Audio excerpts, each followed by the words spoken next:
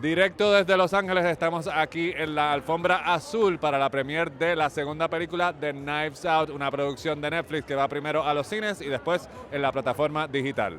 All right, sir. So I think one of the reasons I enjoy the movie and the movie's so much fun to watch is that you mentioned something that is like a whodunit is not a cross puzzle. It's supposed to be, a ride. So I wondered if you worked on the ride at the script level and you focused on that, or do you feel the ride and temper the ride while you're shooting it with the actors? Oh, it's all starts with the script. It's all got to be there on the page, and so that's kind of like the fun part of doing the script for these is come up first with really the story, which is that roller coaster ride. Who does the audience care about? What are they leaning forward, wondering what's going to happen next? And then you weave that mystery through it, and that's kind of like it's almost like a sprinkling salt on top of it, flavoring it with like the murder mystery.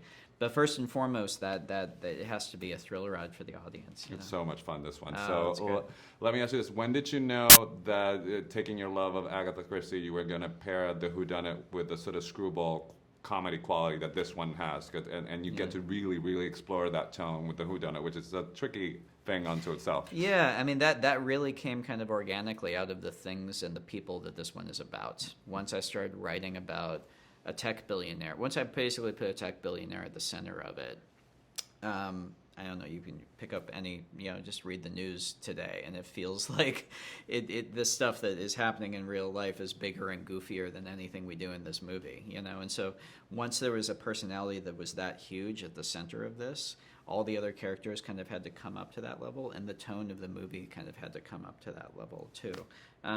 So which is not to say that all the movies going forward, we might make the next one and tonally it'll be closer to the first one, or it'll be something different. That's part of what makes this exciting, is that each one of these can be what it needs to be based on, the story. On the moment. So yeah. I'm going to tap dance around a landmine here, but I know that you said, let me put it this way. I know that you said that the detective is not meant to be the protagonist, but I feel that with certain way you structured the story, we find out more about how his mind works and go deeper into who he is. So is that exciting to collaborate with Daniel and sort of put that on screen? Because it's really great. It was, yeah. And I mean, when I say not the protagonist, to me, I mean that in a really, literal story way, that they can't be the one the audience is worried about. They can't be the one who has stakes that get paid off at the end of the movie, because you're never going to be worried that the detective's going to make it to the end of the movie. You have to never be worried the detective's going to fail, actually. So, but anyway, but this one does. We come into the story through Blanc's eyes, and so we are more kind of with him throughout the course of it. And that was a fun thing, especially in the second movie, to kind of define our detective a little bit more. And then maybe the third one will pull him back again. We'll see. But, it could go both ways. So given that, that we know that there's meant to be more, and after people watch this one, I know they're definitely going to want more. Is it a different, you've done a franchise before, but is it different when you're sort of the architect of it? Like, this comes from you, you're not inheriting anything, you sort of get to play and do what you like. So it's a different experience for you, or the stakes are equally higher for you? I think the stakes are, anytime you sit down to do anything you care about, the stakes are always high. So, with Star Wars, I know it felt, it felt very similar to this, in that it's, you're taking something you love and care about and trying to do it the best that you can. So, but at the same time, there is a joyous freedom to, especially the mode of doing these, where each movie is its own thing entirely. Sitting down with that kind of open field of, okay, what would be the most fun thing to do for the next one? That's pretty wonderful.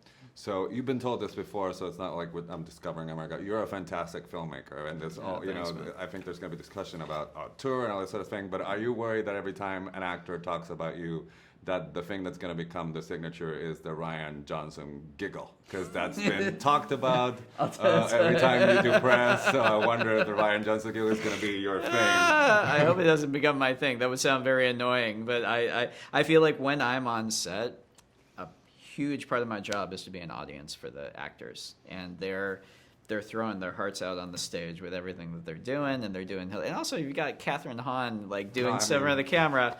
You try not giggling. so that's that. To me, that's a big part of why I'm there, is to give those actors the support and to show them kind of And also it's so much fun watching them. So I'll try not to turn it into my thing, but I promise I probably won't stop giggling on set. No, man. Your thing is you make fantastic movies, so it's a pleasure to talk to you about this.